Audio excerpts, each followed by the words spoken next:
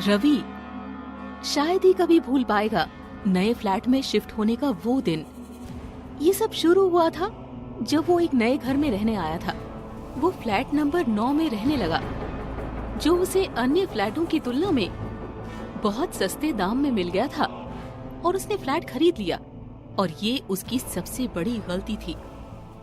रवि अभी अभी अपने बिस्तर में सामान रख ही रहा था कि उसके दरवाजे पर घंटी बजती है। रवि कहता है, अरे इस वक्त कौन आया होगा? रोहन, तू यहाँ? तुझे मेरा एड्रेस कैसे पता चला?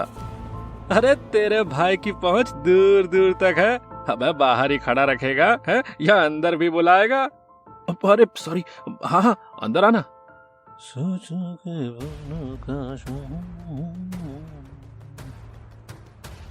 रोहन फ्लैट में गुनगुनाता हुआ टहल रहा था कि तभी वो रवि के पास आता है और मुंह सिकोड़ता बोलता है, अच्छा तो ये घर मिला है तुझे सस्ते में है? अबे ये घर है? अबे ये घर कम खंडहर ज्यादा लग रहा है।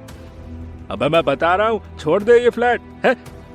अरे मुझे तो कुछ गड़बड़ लग रही है इसमें। भाई इतने सस्ते में, वो भी मुंबई शहर में, इतने सस्ते में। अरे ऐसे कैसे फ्लैट मिल सकता है? भाई मैं कह रहा हूँ कुछ तो गड़बड़ जरूर है। अरे ऐसा कुछ भी नहीं है यार, तू भी ना। रवि ये कह ही रहा होता है कि तब रोहन की फोन की घंटी बजती है। रोहन बात करता है और फोन काट देता है।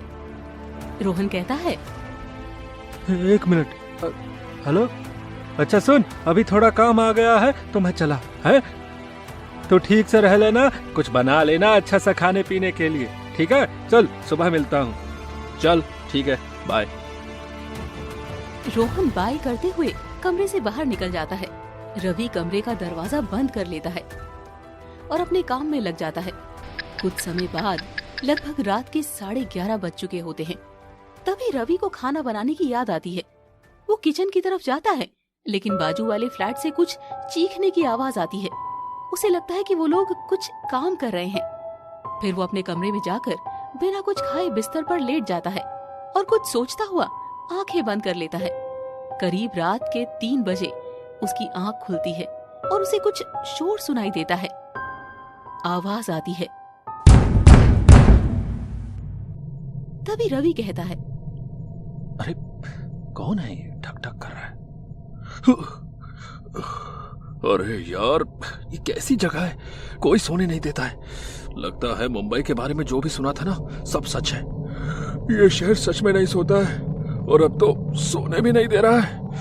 ओहो, ये शोर कैसा है? जाकर देखता हूँ। रवि अपने रूम की खिड़की खोलता है और देखता है तो इस बिल्डिंग का वॉचमैन एक लोहे के डंडे को जमीन पर पटक पटक कर आवाजें निकाल रहा था। वो कुछ देर वहीं से वॉचमैन को देखता है और फिर उसकी आंख कब लग जाती है उसे पता ही नहीं चलता। अगली सुबह रवि तैयार होकर अपनी जॉब पे चला जाता है। शाम के वक्त 7 बजे रवि ऑफिस से घर के लिए ऑटो लेता है और उसमें आकर बैठता है। अरे इस बारिश को भी अभी होना था। भैया चलो पैराडॉक्स बिल्डिंग ले लो और जल्दी चलना भैया, बारिश बहुत जोर की आ रही है। ठीक है साहब। ऑटो वाला ऑटो भगा ही रहा होता है कि तभी रवि उसको ऑटो रोकने के लिए बोलता है। अरे भैया रुको रुको। अरे क्या हो गया साहब? अभी तो आपको जल्दी पहुंचना था। अरे अंधे हो क्या? एक आदमी सामने हाथ दे रहा है, रोको ऑटो। हैं? आदमी हाथ दे रहा है? हैं? यहाँ तो कोई भी नहीं है साहब, आप किसकी बात कर रहे हैं? तभी वहाँ एक अज्ञात आदमी आता है और वो अज्ञात आदमी कहता है, बुरा ना माने तो क्या मैं आपके साथ पीछे बैठ जाऊं? अरे हाँ बिल्कुल, आइए आइए, मेरे बगल में बैठ जाइए। आपको कोई तकलीफ तो नहीं होगी ना? अरे नहीं नहीं, मुझे कोई दिक्कत नहीं होगी। वैसे जाना कहाँ है आपको? जहाँ आप जा रहे हैं। मैं? क्या आप भी पैराडॉक्स बिल्डिंग में ही रहते हैं? हाँ मैं भी वहीं रहता हूँ। अरे वाह भैया, चलो पैराडॉक्स बिल्डिंग ले लो। अरे वहीं तो जा रहा था साहब, आपने फालतू वही ऑटो रुकवा दिया। अरे ठीक है चलो ना, आप, मुझे भीगना नहीं है, चलो। फिर कुछ देर में वो लोग अपनी बिल्डिंग में पहुंचते हैं और रवि ऑटो वाले को पैसे देने के लिए रुकता है। ये लो अपने पैसे। पैसे देकर पीछे घूमकर देखता है तो वो आदमी वहाँ नहीं था। रवि अभी लिफ्ट में गया ही था और बटन दबाया ही था कि उसे एक काला साया उसकी तरफ आता दिखता है। वो हड़बड़ाकर 7 मंजिल का बटन दबा देता है और लिफ्ट 7 मंजिल पर आकर रुक जाती है। अरे ये मैं 7वीं मंजिल पर कैसे आ गया? अरे मुझे याद है मैंने 9 का बटन दबाया था। इसी वक्त उसे सामने वही आदमी दिखाई देता है जिससे वो आज शाम में मिला था। अरे आप? अरे लगता है आपकी याददाश्त थोड़ी कमजोर है। मैंने बताया था ना कि मैं भी इसी बिल्डिंग में रहता हूँ। हाँ, लेकिन पर आप उस समय अचानक कहाँ चले गए थे? ये सब छोड़िए, चलिए मेरे फ्लैट में चाय पीते हैं। अरे नहीं नहीं, अब फिर कभी, अभी तो मुझे घर जाना है। ठीक है, लेकिन आप इस वक्त कहाँ जा रहे हैं? बस पुरानी यादें ताजा करने। और वो चला जाता है और रवि उसकी तरफ देखकर कहता है, ये आदमी ना कुछ अजीब ही लगता है। एक पल वहाँ तो एक पल में यहाँ। खैर छोड़ो, मुझे क्या। चलो रवि बेटा, काम पे लग जाओ आप। ओह बहुत जोर की भूख लगी है, कुछ बना लेता हूँ। रात के 1 बज चुके थे। रवि खाना बनाते बनाते अपने दोस्त रोहन से बात कर रहा होता है कि तभी उसे कुछ गिरने की आवाज आती है और किसी आदमी की चीख भी सुनाई देती है। रवि भागकर बालकनी से देखता है तो उसे एक लाश नीचे गिरी पड़ी दिखाई देती है जिससे पूरा खून बह रहा होता है। वो छत की ओर घूमकर देखता है तो उसे याद आता है कि वो आदमी भी छत पर ही गया था। वो हड़बड़ाहट में फोन घर पे छोड़कर दरवाजा लॉक करके नीचे जाता है और जहाँ उसने लाश देखी थी उस जगह पर आकर खड़ा हो जाता है। अरे कहाँ गई? अभी अभी तो यहीं थी, मैंने तो चीख भी सुनी थी। कहाँ गई? ओ साहब जी, ये सब क्या बोल रहे हैं आप? यहाँ कोई भी नहीं है। अरे मैंने तो किसी की कोई चीख भी नहीं सुनी। आपको जरूर कोई गलतफहमी हुई है साहब, कोई भ्रम हुआ है। और कौन सा आदमी साहब जी? अरे ओह, ये सब क्या हो रहा है? मुझे कुछ समझ ही नहीं आ रहा है। अरे कोई बात नहीं साहब जी, मुझे लगता है कभी कभी भूख लगने से भी ये सब चीजें दिमाग पे आ जाती है। साहब जी, भूख लगने पर हमारा हम पर ही काबू नहीं होता है। चलिए साहब, मैं आपको आपके फ्लैट तक छोड़ देता है। आप आराम से खाना खाकर सो जाइएगा। नहीं, मैं खुद चला जाऊंगा। रवि अपने कमरे पर पहुंचता है और उसे बाथरूम के नल के चलने की आवाज सुनाई देती है। रवि बाथरूम में जाकर देखता है लेकिन वहाँ कोई नल खुला नहीं होता। फिर उसे लगता है कि ये आवाज उसके बगल वाले फ्लैट से आ रही है, तो वो फ्लैट नंबर 7 में जाता है और घंटी बजाता है। अरे यहाँ तो कोई नहीं है। एक्सक्यूज मी, कोई है? दरवाजा खोलिए, आपके बाथरूम का कोई नल खुला रह गया है। एक्सक्यूज मी, अरे दरवाजा खोलिए। रवि ने अपनी बात पूरी नहीं की थी। उसने देखा कि फ्लैट नंबर 7 से खून बहते हुए उसके जूतों पर आ रहा है। उस नजारे को देखकर वो डर से कांप उठा और भागकर अपने कमरे पर पहुंचता है। वो पसीने से भीग चुका था, उसका गला सूख रहा था और डर के मारे उसकी धड़कनें तेज हो रही थी। खून, खून, मुझे तो कुछ समझ नहीं आ रहा है। रात के 3 बज रहे थे। प्यास के मारे रवि का गला सूख गया था, तो वो पानी पीने के लिए उठता है। पानी, पानी, ये सब क्या था? खून कहाँ से आया? पानी, पानी पीता हूँ। वो किचन में जाकर पानी पीता है।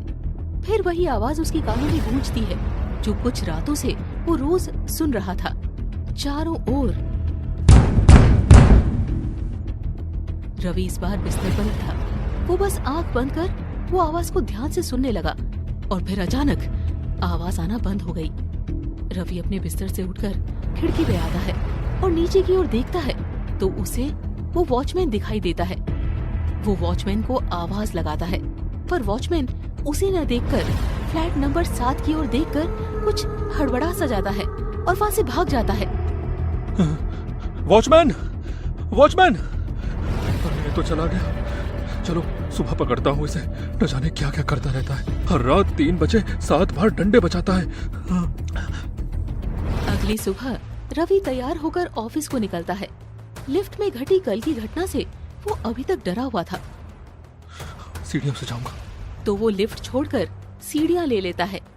वो जैसे जैसे सीढ़ियों से नीचे उतर रहा था कि उसे जोर की आवाज आने लगती है, जैसे कोई कुछ ठोक रहा हो। वो उस आवाज का पीछा करते करते 7वीं मंजिल पर आता है। अच्छा, तो यहाँ से आती है ये सारी आवाजें। आज तो मैं पूछ कर ही रहूंगा कि आखिर ये लोग रात भर करते क्या हैं। ना तो खुद सोते हैं और ना ही दूसरों को सोने देते हैं। आज तो मैं पता करके रहूंगा।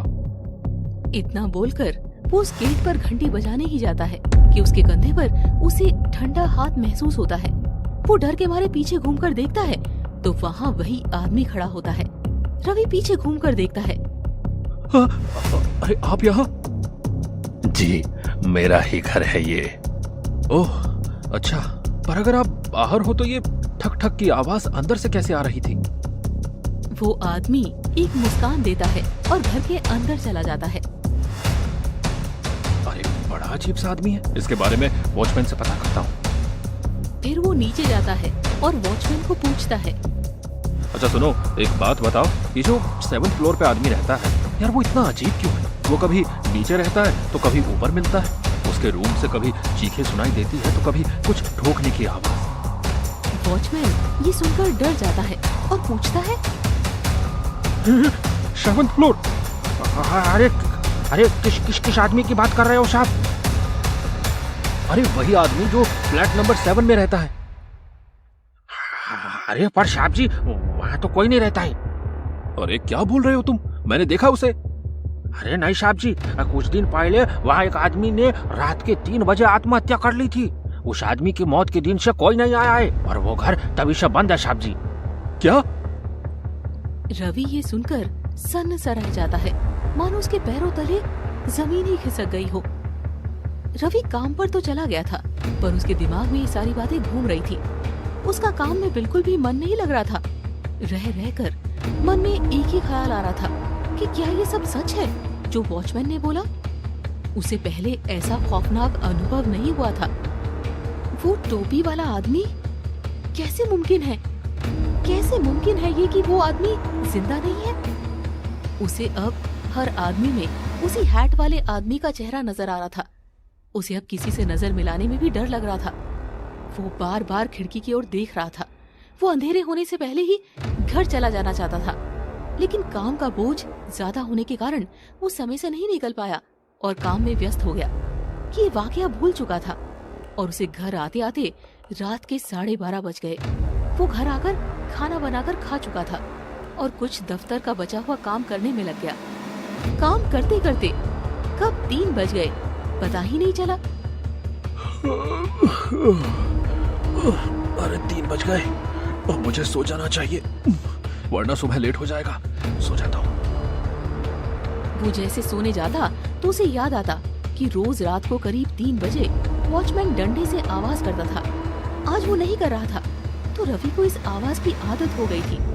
आज वो आवाज नहीं सुनने पर वो वॉचमैन को ढूंढने नीचे चला जाता है। अरे वॉचमैन, वॉचमैन! कमाल है, रोज तो यहीं बैठा रहता था, आज पता नहीं कहाँ गया। चलो दूसरी तरफ जाकर देखता हूँ। Watchman, watchman! कहाँ गया? रवि लिफ्ट के पास आया और वॉचमैन को आवाज देने लगा कि तभी वहाँ लगे आईने में उसे एक काली परछाई उससे 1 फीट की दूरी पर नजर आने लगी। वो पीछे मुड़कर देखता है तो वहाँ कोई नहीं था। तो वो वापस आईने में देखता है तो इस बार वो काली परछाई ठीक उसके गर्दन के पास खड़ी दिखाई देती है। उसकी सांसों की आवाज रवि के कानों में आ रही थी। वो इतना डर जाता है कि भागकर लिफ्ट में घुस जाता है और दरवाजा जोर से बंद करके अपने फ्लोर का बटन दबा देता है। लिफ्ट ऊपर आते आते 7वीं मंजिल पर अटक जाती है। वो बार बार लिफ्ट का बटन दबाता है। लिफ्ट बार बार उसी 7वीं मंजिल पर पहुंचा रही थी।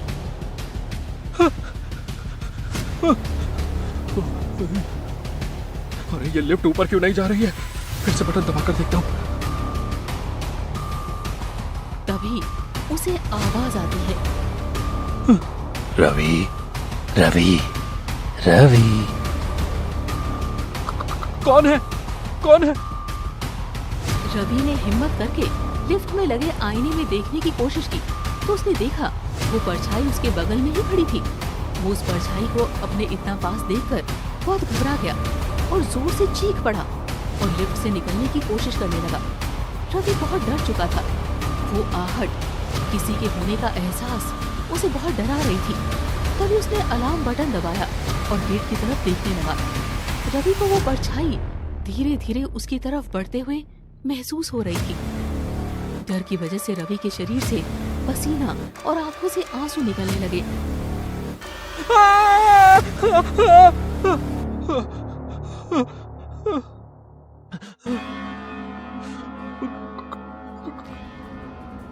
उसके पीछे कोई तो था जिसकी सांसों की ठंडक उसे महसूस हो रही थी कि तभी अचानक लिफ्ट का दरवाजा खुला और एक आदमी आया और उसे वहां से बाहर निकाला। रवि इतना डरा हुआ था कि इसके मुंह से एक शब्द भी नहीं निकल रहा था।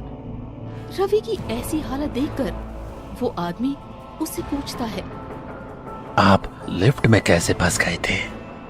वो क्या हो गया? भूत तो नहीं देख लिया आपने?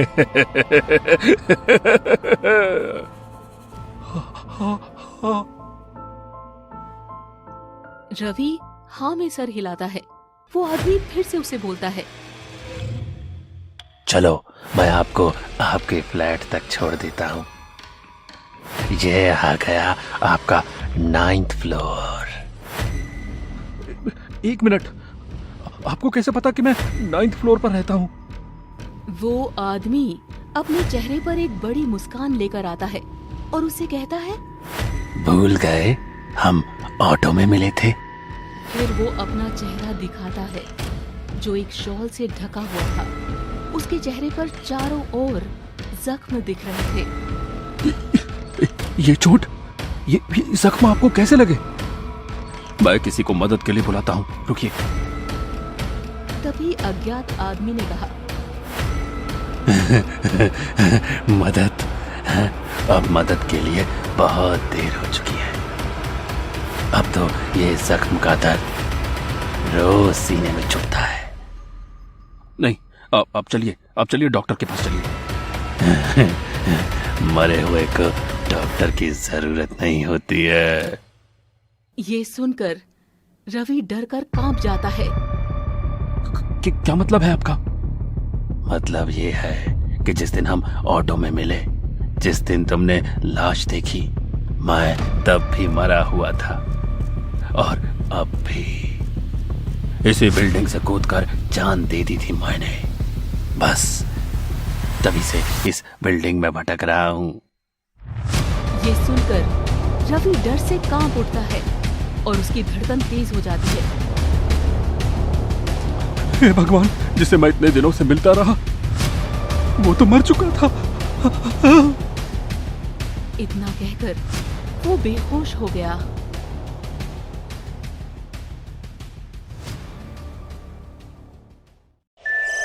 Thanks for watching Scary Drive. Please like, subscribe and share with your friends.